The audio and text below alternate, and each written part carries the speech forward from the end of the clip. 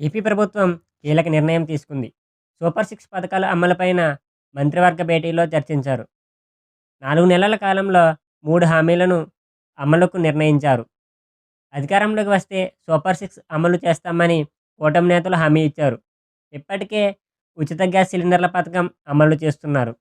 కాగా తాజాగా తల్లికి వందనంతో పాటు అన్నదాత సుఖీభవ పథకాలను వచ్చే ఆర్థిక సంవత్సరంలో అమలు చేయాలని నిర్ణయం తీసుకున్నారు.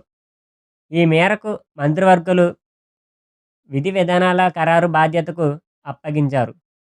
జూన్ నెలలో తల్లికి వందనం గురించి తాజాగా జరిగిన ఏపీలో మంత్రివర్గ భేటీలో సంక్షేమ పథకాల అమలుపైన చర్చ జరిగింది.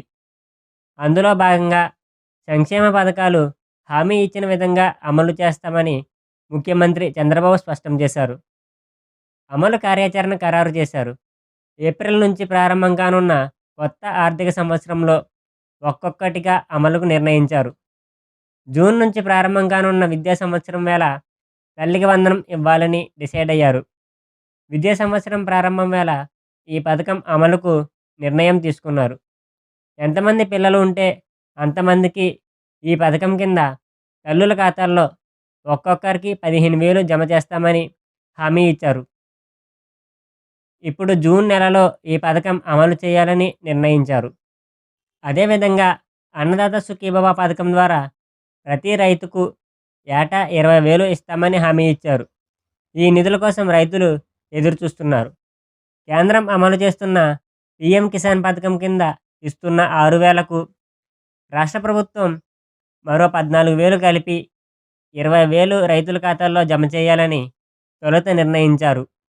నిధుల లభ్యత చేసుకొని 3 విడతల్లో అమలు చేసే ఆలోచనపైన చర్చ జరిగింది.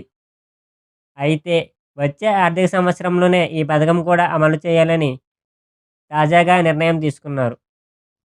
మే నెలలో రైతుల ఖాతాల్లో అన్నదాత సుఖీభవ పథకం కింద నిధులు జమ కానున్నాయి. ఏప్రిల్, మే నెలల్లో మత్స్యకార నిధులను విడుదల చేయాలని నిర్ణయించారు. మీకు ఈ వీడియో నచ్చినట్లయితే లైక్ చేసి మన ఛానల్ని ఇప్పుడే సబ్స్క్రైబ్ చేసి పక్కనే ఉన్న బెల్ ఐకాన్ క్లిక్ చేయండి.